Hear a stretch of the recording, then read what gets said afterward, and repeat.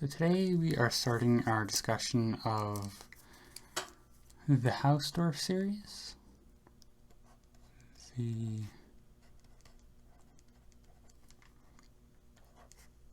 Hausdorff series.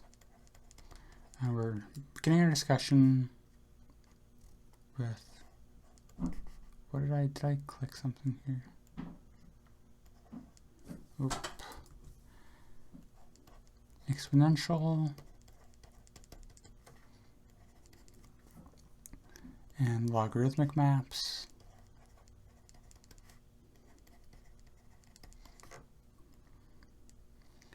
Exponential and logarithms in filtered algebras.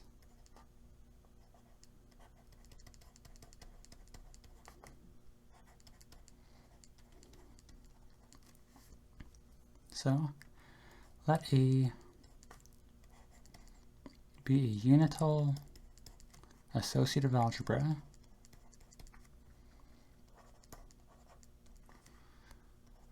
which is Hausdorff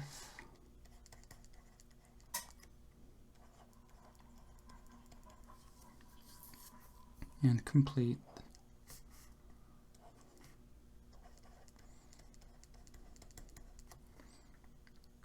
under a real filtration.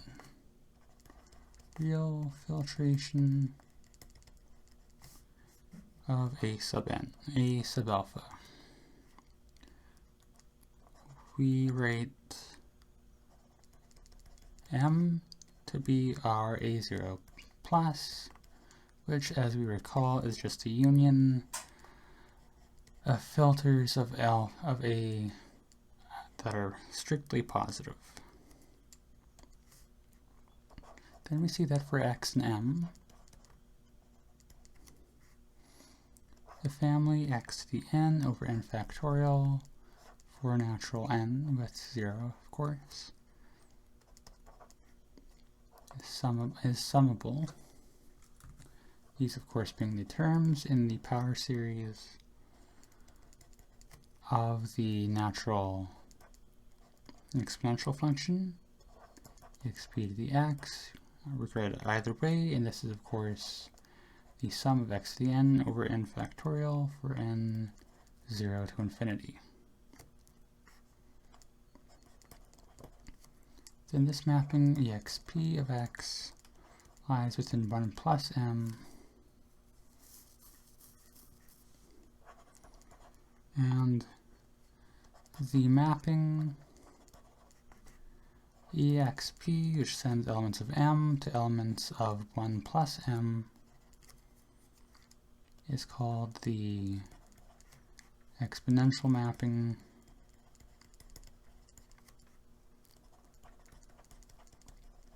of A, as you'd expect. And the logarithm continues as you'd expect for all y in m, y in 1 plus m, the family of -1 to the n minus 1 times y minus 1 to the n over n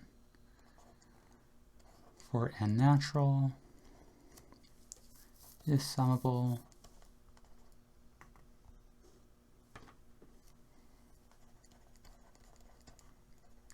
with log of y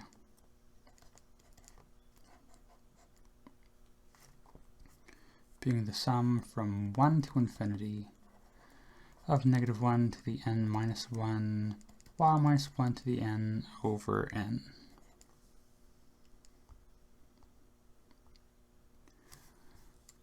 Then the image of log of y lies within M,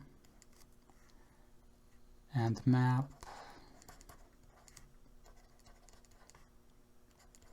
logarithm from the set of 1 plus m to the set of m is the logarithmic mapping of A. Comes with a proposition we need to once again check so that the exponential map is a homeomorphism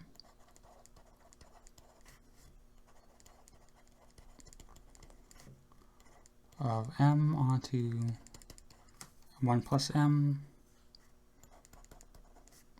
with inverse being the log. Now, the proof,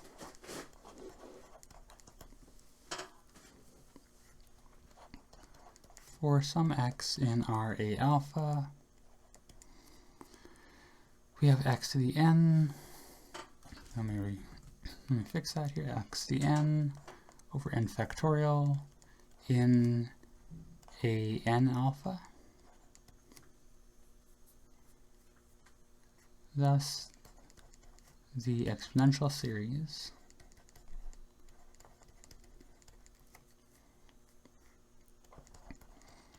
converges uniformly on each of the sets A alpha for alpha greater than 0,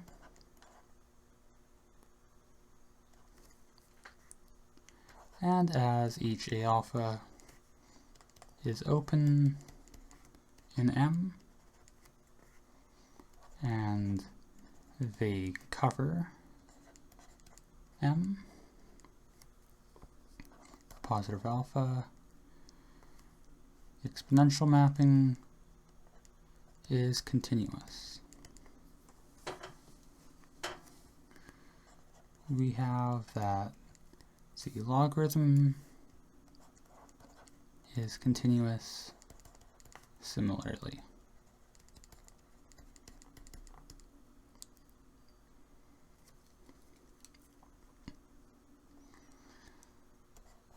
Let E and L be formal power series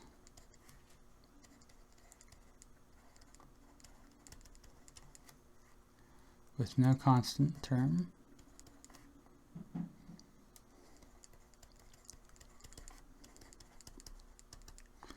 and of course doing these summands from 1 to infinity, x to the n over n factorial, Lx is the sum of minus 1 to the n minus 1 of x to the n over n, 1 to infinity for both of these summands, both of these sums. And then if you've ever taken any course that you should have taken before this, you will have gone through proof that E composed with L of x and vice versa gives you just x. You know, you do this in complex analysis, you do this all over the place. And this is going to be then on the whatever this was called, over the indeterminate of x, which is equal to the power series over k, the formal power series, the ring of formal power series on indeterminate x.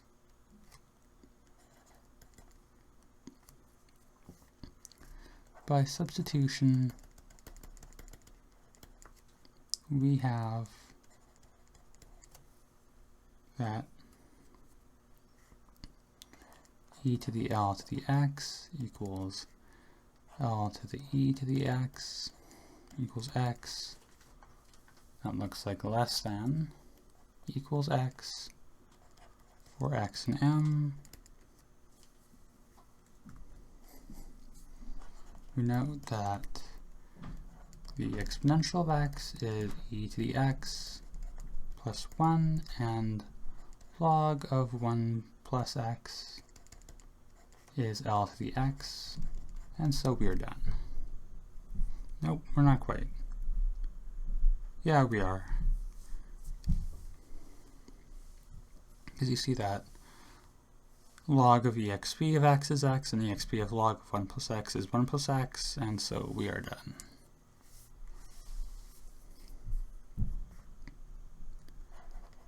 With some remarks here. First off, if we have two elements in M that commute,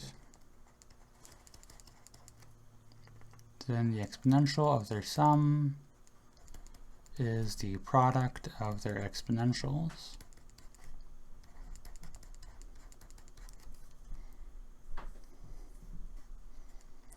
Since the family of x to the I over I factorial y to the j over j factorial is summable. Part 2.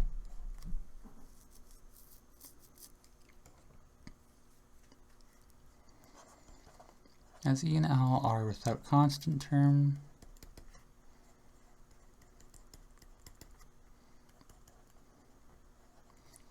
and A alpha is a closed ideal,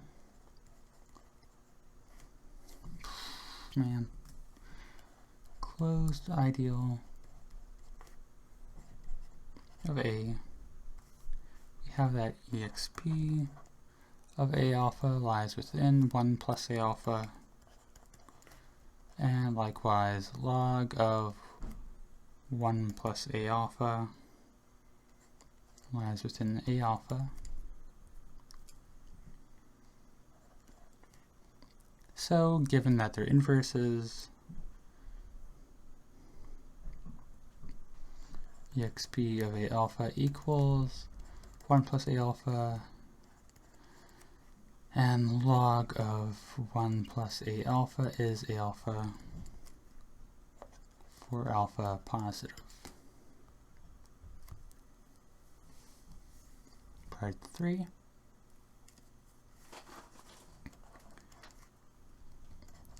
Let B be a complete Hausdorff filtered unital associative algebra, and let N be the union of B alphas for alpha positive, so it's our B plus 0 as before. Let F be a continuous unital homomorphism from A into B, such that F of M lies within N. Then F of the exponent of X is the exponent of F of X for X in M, and F of log of Y is log of F of Y for Y in 1 plus M. For example, F of exponential of X is the sum of F to the X to the N over N factorial, which is the sum of F of X to the N over N factorial, which is the exponential of F of X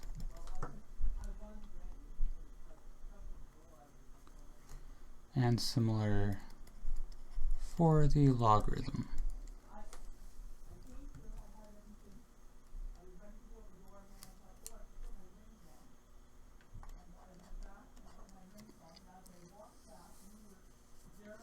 Right.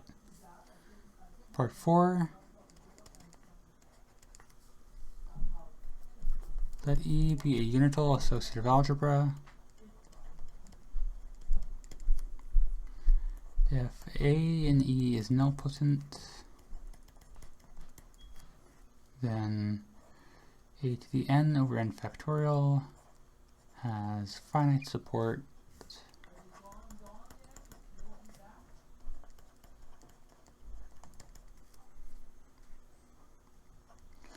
And we write that exponential of a is the sum, of course, of a n over n factorial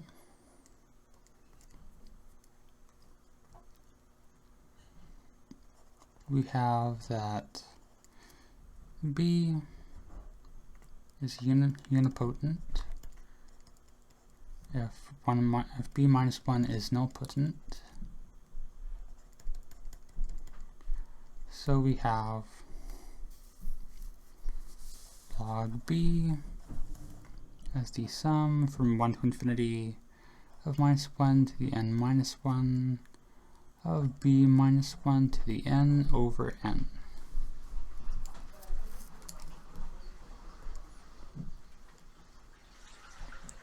With e and l's before,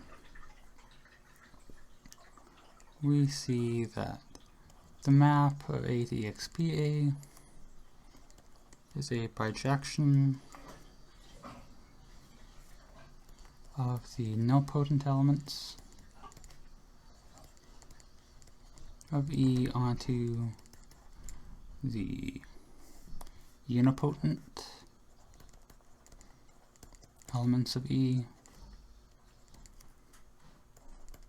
with inverse of B to log B.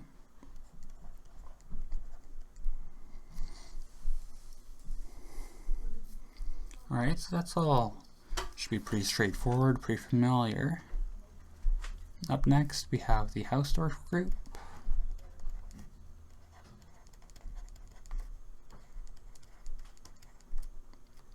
So we're going to let X be a set.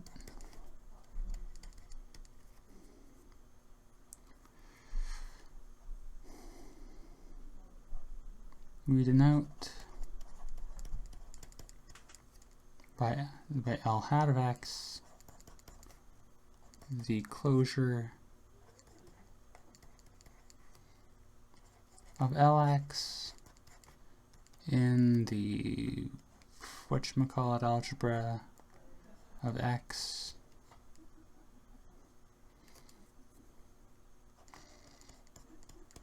that is the elements of a hat of X of the form A as the sum of a n such that each a n is an Ln of X for all n greater than or equal to 0. Filtered, which is a filtered Lie subalgebra of a hat of X. And brings us to a theorem. The restriction of the exponential map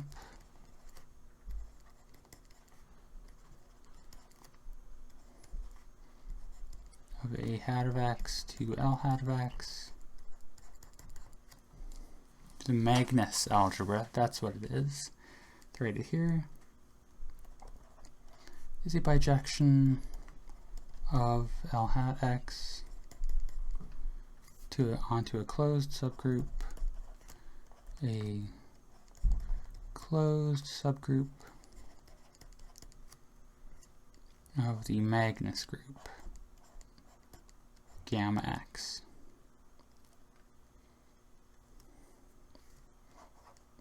Proof. Let B be the algebra of A being the Magnus algebra, being the free associative algebra of X, tensor A, with a natural graduation of B to the n being the sum for I plus j equal n of A to the I tensor a to the j. Let b hat be the product of our b to the n, be the associated complete filtered algebra. Then the coproduct, remember the whole algebra talk, the coproduct associated with this, which we saw before, is graded of degree 0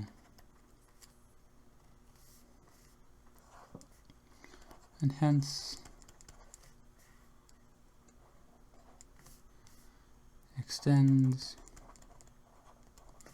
the continuity to a homomorphism C hat of the Magnus algebra to our filtered B by C hat of the sum of an being the sum of our C of the coproducts of our an, setting them each into the A tensor A, which is B.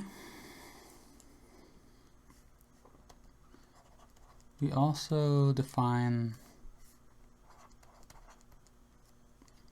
continuous homomorphisms delta prime and delta double prime of A hat into B hat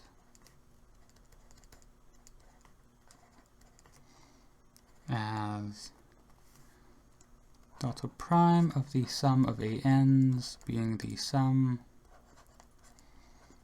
of our ANs on the left in A, and of course delta double prime being the same construction, except this time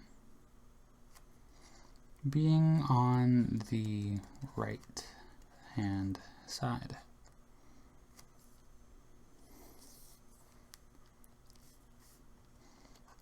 Then, from a previous corollary, Ln is the set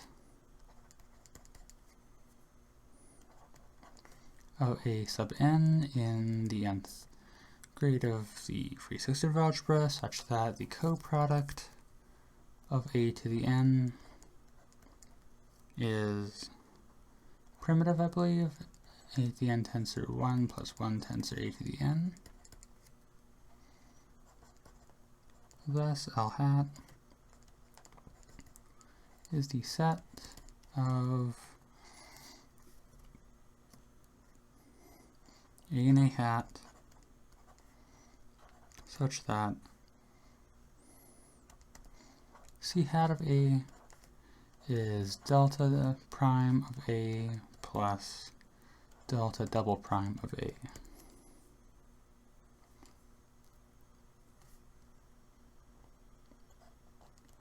Let delta be the set of B in A hat of constant term 1 such that C hat of B is delta prime of B on delta double prime of B.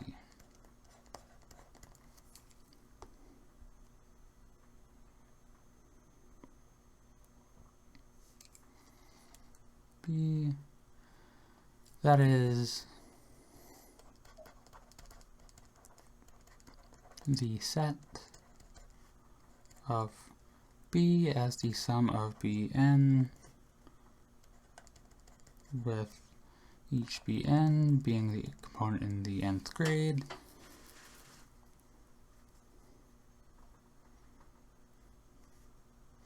and B0 then being 1, and the coproduct of B to the n being the sum of the tensors of from I plus j equals n of b to the I tensor b to the j for all n positive. Thus, from this we see that delta is a closed subset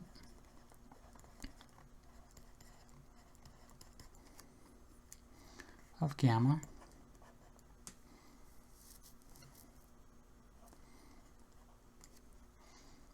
C hat, delta prime, and delta double prime are ring homomorphisms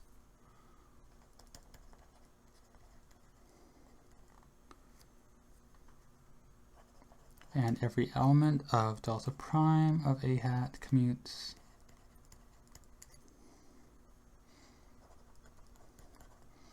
with every element of delta double prime of A hat.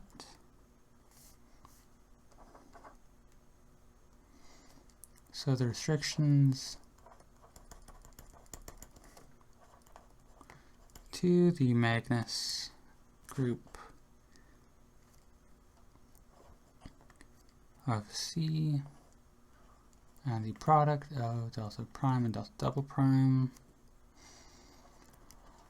are group homomorphisms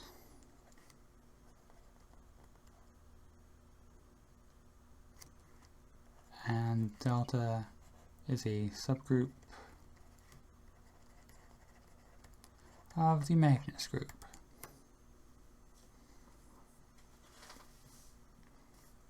We see that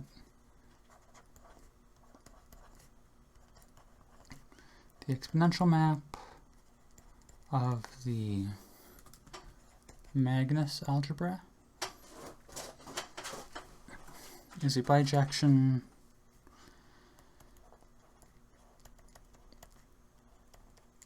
of the set A hat plus of which is elements of a hat with no constant term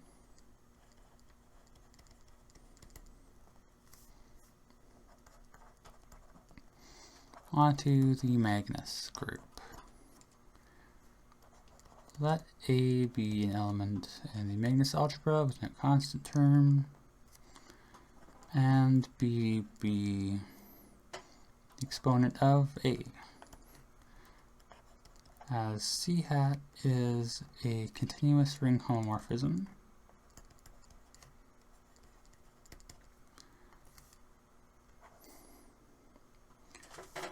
C hat of the exponential of A is C hat of the sum of A to the n over n factorial,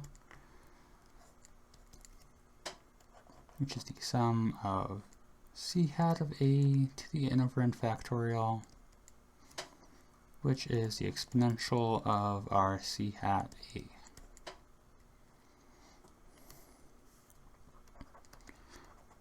Similarly, we get that delta prime of B is the exponential of delta prime A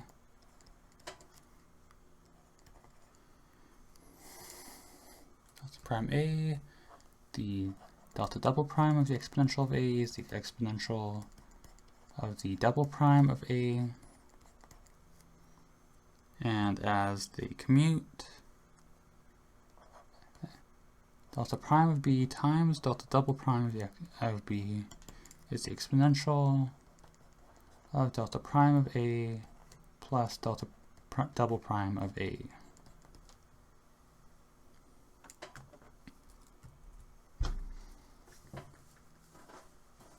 And so we're actually done, as A only satisfies our condition if B does.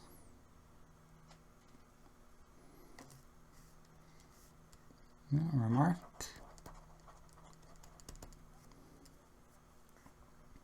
This also shows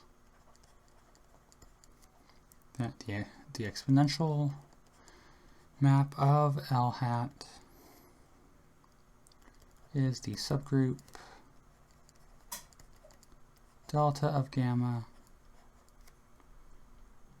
of B satisfying the B such that C hat of B is the product of delta prime of B and delta double prime of B,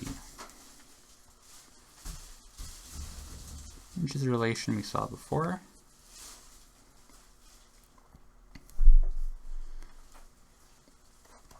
Hence, the group law of delta can be transported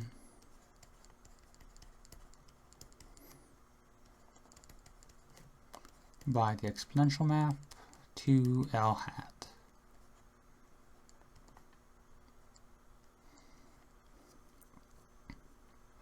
So L hat is a complete topological group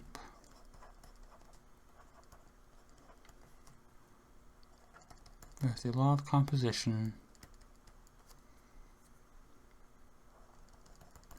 where A and B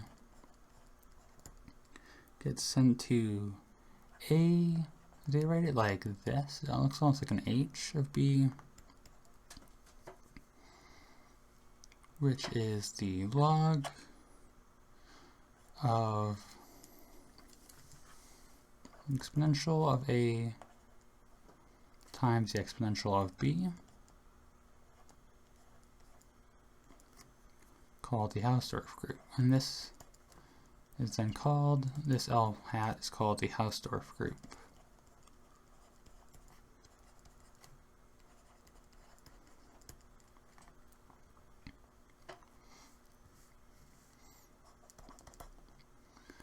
Let the G be the homomorphism of our free group of X into the Magnus group of X, such that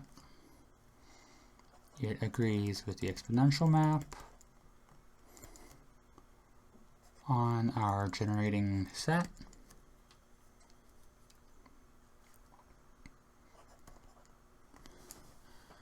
I'm going to write this on a new line as the exponential of X minus 1 minus X is, those are the first two terms for a series, so this is n from 2 to infinity of X to the n over n factorial is order at least 2. G is injective by our previous map, by our previous result theorem thing.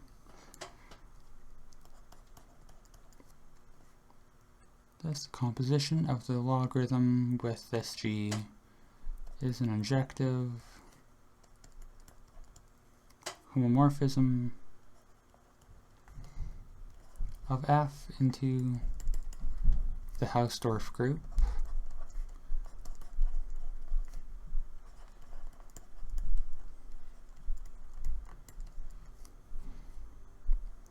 extending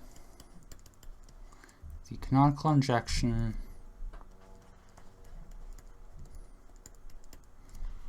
of X into L hat.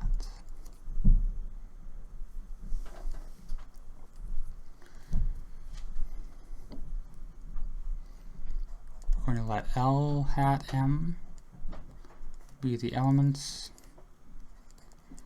of order at least M in L hat, and gamma M be the elements U and gamma such that U minus 1 is order at least M. Then L hat M is the inverse image under the exponential map of gamma M. And we're writing it as an inverse map to bring over the topological structure, as our collection of gamma M is an integral central filtration on gamma, this collection of L hat M is an integral central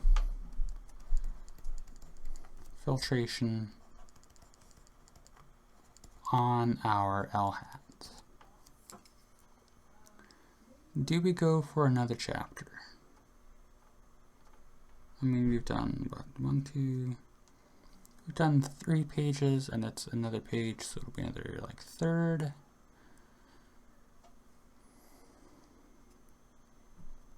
I know I keep trying to push these to be, like, full length. And so I will. We're going to go on to do one more chapter. Should be not too long. This is on Lie formal power series.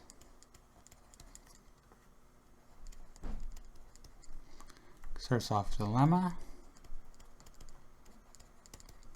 Let G be a filtered Lie algebra.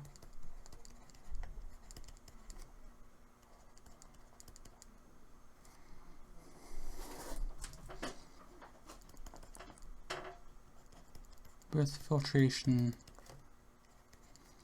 of G sub alpha for alpha and R. Let P be a homogeneous Lie polynomial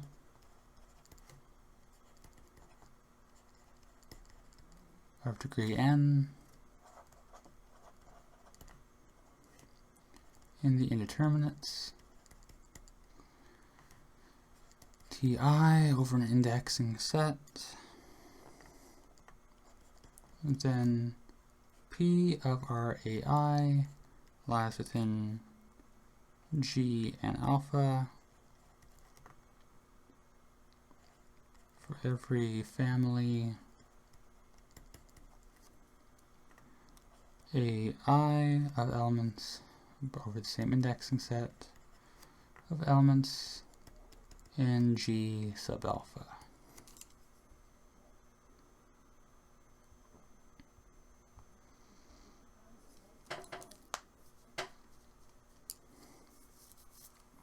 And the proof is kind of more vague, but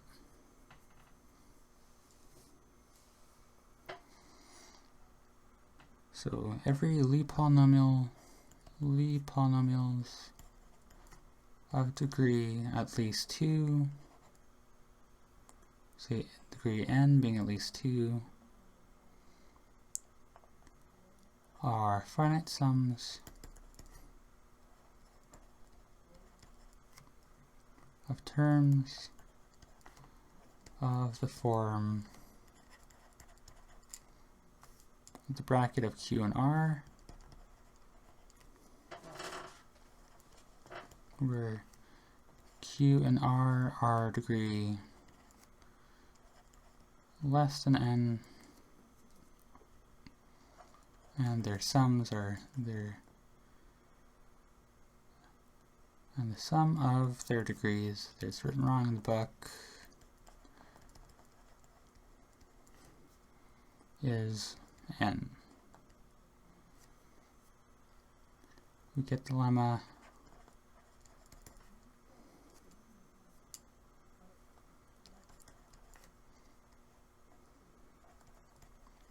by induction on n.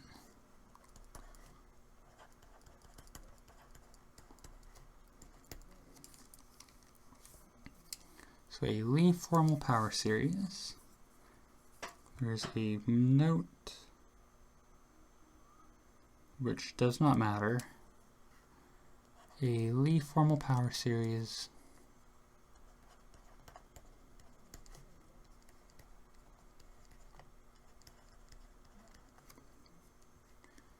in the indeterminates, Ti for I in an indexing set, is an element of the Lie algebra L hat over ti for I in I, which is equal then of course to Li. Such an element U can be written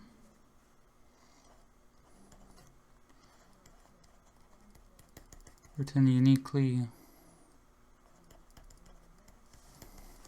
as the sum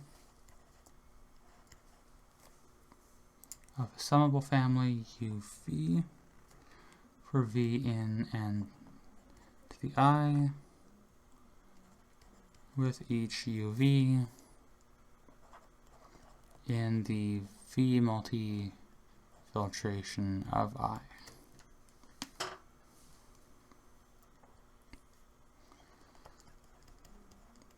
Suppose I is finite.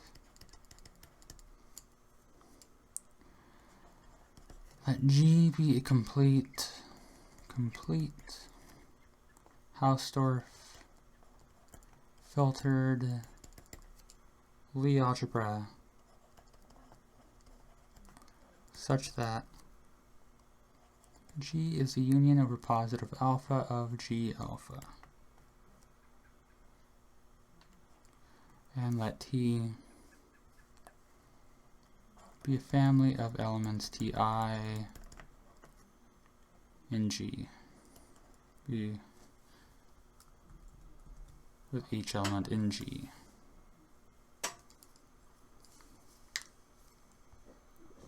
Then we get a proposition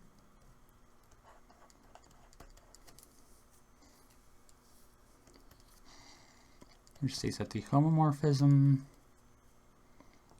F sub T of the Lie algebra over indexing set to G such that Ft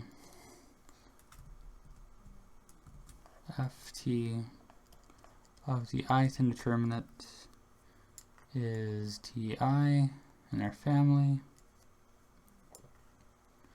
can be extended by continuity to a unique continuous homomorphism Ft hat of L hat of I into G.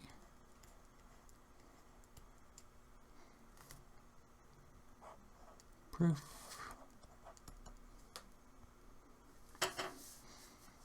There exists a positive alpha such that Ti is in G alpha for all I in I.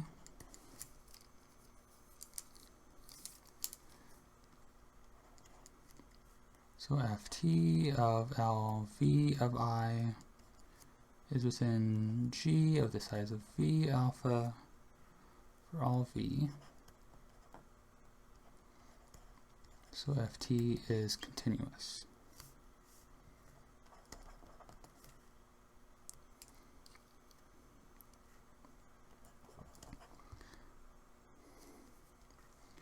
If U is an L hat of I, we write that U of the sequence Ti is F hat T of U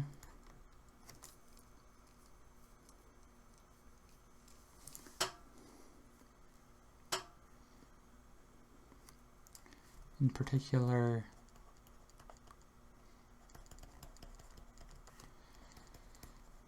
taking G to be L hat I and U to be the U of our Ti. In general,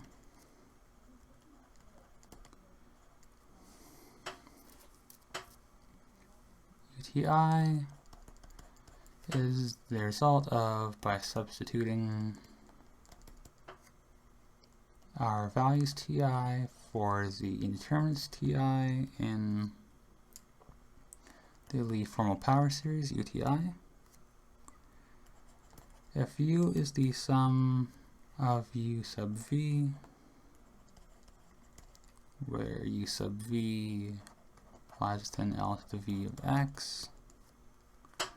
And the family of e to the v of our t to the I is summable.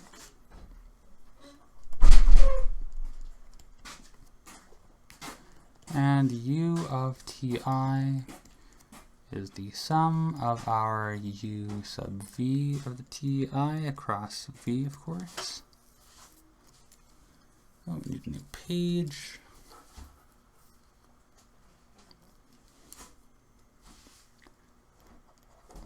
Let sigma be a continuous homomorphism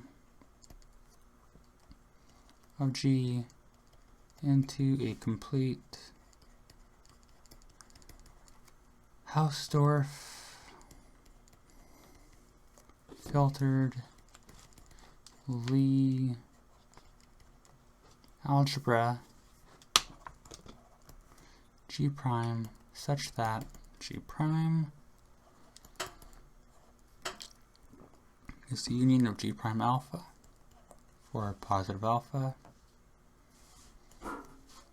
for every finite family T of Ti for I in I of elements of G, and for all U in L hat of I, we get that sigma of U of the sequence Ti is U of the sequence of sigma of Ti. As sigma composed with f hat of T is continuous,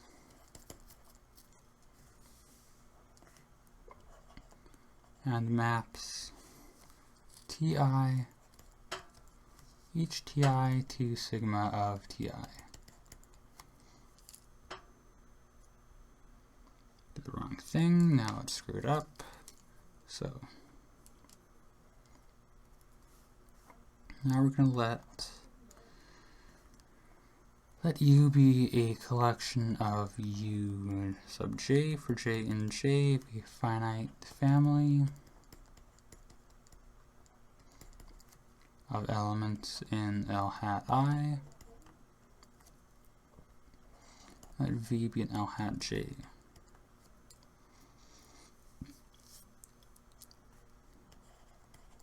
By substituting our U sub j for our T of j in V, we get W as V of our Uj, j in j, of L hat of I, denoted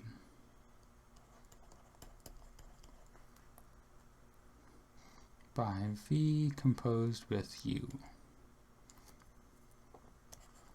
And then we get that W of our Ti for I in I is V of our each of our Uj's of T sub I for I in I for j in j. For finite families of Ti in G, which we get by operating continuous homomorphism f hat T on W being equal to V of U sub j for j in j.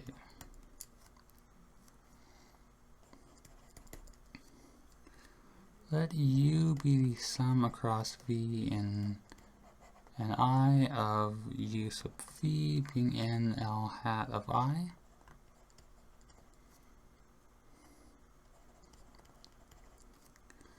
Where each U sub V is with an L to the V in I. The mapping of U tilde of Ti to U of our family of Ti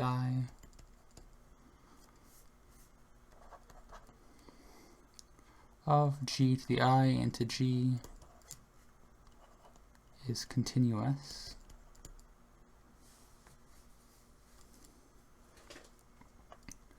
As in each open set g alpha with alpha greater than 0, the family of u tilde of alpha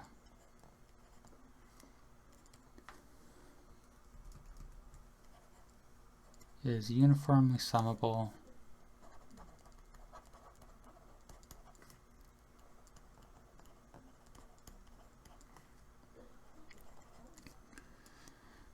and each u v tilde is immediately continuous by induction on the size of v. And that's it for our current video. I think, alright, we did go a little over time, but I think that's kind of a good thing because I've been going under time a lot, so yeah, this is what we'll be looking at for a few days, I'm thinking, and then we can move on to, I already outlined the plan, I don't know why I'm going over it every time.